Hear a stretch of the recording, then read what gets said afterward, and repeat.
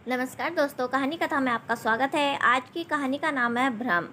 कैसी गवार बहू लाई हो भाभी, कम से कम हमारे खानदान की इज्जत का तो ख्याल रखती। ये तो हमारे सोसाइटी में बैठने लायक भी नहीं। काव्या ने अपनी भाभी पूनम से कहा, पूनम जी के बेटे की शादी अभी 1 हफ्ते पहले ही हुई है।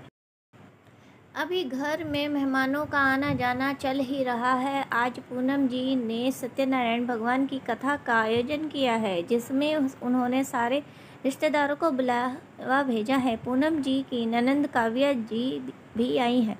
पूनम जी का खानदान शहर के रईस खानदानों में से एक है, जहाँ हाई फाई लोगों का उठना बैठना है। जाहिर सी बात है, ऐसे लोगों का हिंदी से तो कोई वास्ता होगा नहीं, सभी अंग्रेजी में गुलाम हैं। ऐसे ही एक खानदान में काव्या जी की शादी हुई है। मायका और ससुराल दोनों दिखावे और अंग्रेजी के गुलाम, तो उनकी आदत भी वैसी ही है। लेकिन पूनम जी सादा जीवन जीने वाली मातृभूमि से जुड़ी हैं, शायद इसलिए बहू भी चुनकर लाई हैं, जिसने संस्कृत में पीएचडी कर रखी है। जब से काव्या जी को बहू विमला की पढ़ाई के बारे में पता लगा है, उन्होंने मुंह बना रखा है।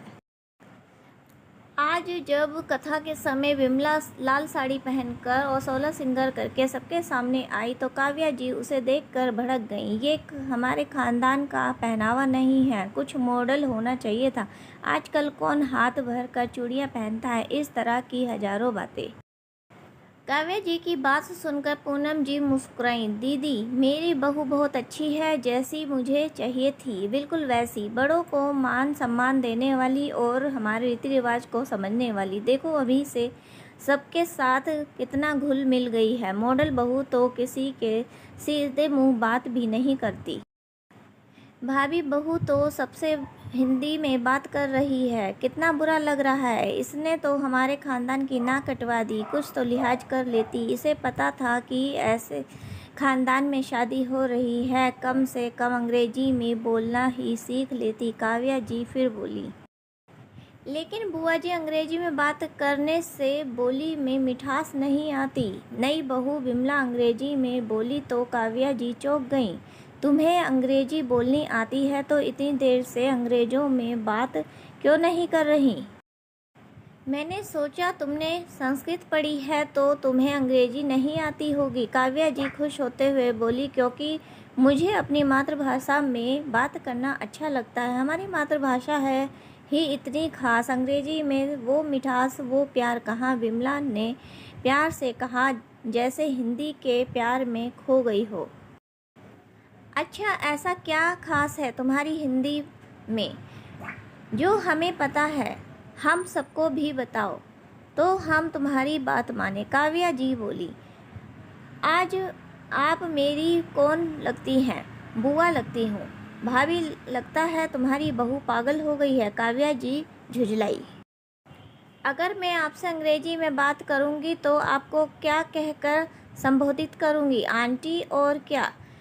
और ये जो चाची मामी हैं, इनको क्या बोलूँगी? अरे, इन्हें भी आंटी ही बोलोगी और क्या?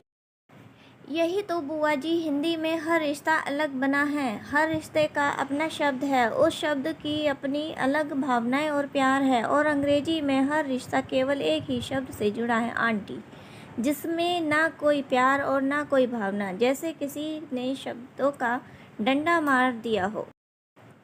ऐसी ही है हमारी हिंदी। यही प्यार और यही भावना हमारी हिंदी को खास बनाती है। हमारी हिंदी में अंग्रेजी भाषा की तरह रूखापन नहीं है। मामी जी अंग्रेजी में आपको भी सिस्टर इन लो बोलती है और चाची को भी। अगर दोनों एक साथ खड़े हों तो कितना भ्रम होता है कि वो किससे बात कर रही हैं, अपनी ननंद से या अपनी देवरानी से। इसीलिए मुझे अंग्रेजी आते हुए भी अपनी मातृभाषा हिंदी से प्यार है। इसलिए मैं संस्कृत में पीएचडी की है, क्योंकि मेरी हिंदी की बात है ही कुछ खास, जो इसे सभी भाषाओं में खास बनाती है। कहकर बिमला मुस्कुराने लगी। काव्या जी मुंह खोलकर खड़ी थी, उनके मुंह में शब्द नहीं थे। पूनम जी खड़ी मुस्कुरा रही थी। देखा दीदी, मैंने कहा था ना मेरी बहू बहुत प्यारी है, क्योंकि मेरी बहू में बात है ही कुछ खास, कहकर पूनम जी ताली बजाने लगी। वहाँ बैठ सब लोग बिमला के लिए ताली बजा रहे थे। उसने हिंदी की खासियत को इतने सरल शब्दों में बता दिया था कि कोई सोच भी नहीं सकता था। तालियों की आवाज़ से काव्या जी होश में आई।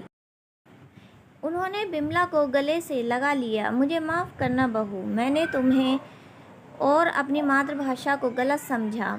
मैं अब तक दिखावे की दुनिया में जी रही थी, तूने मुझे भावनाओं की भाषा से समझा दी। बिमला भी बुआ जी के गले लगकर खुश थी। वो अपनी बातें समझाने में सफल हुई थी। धन्यवाद दोस्तों।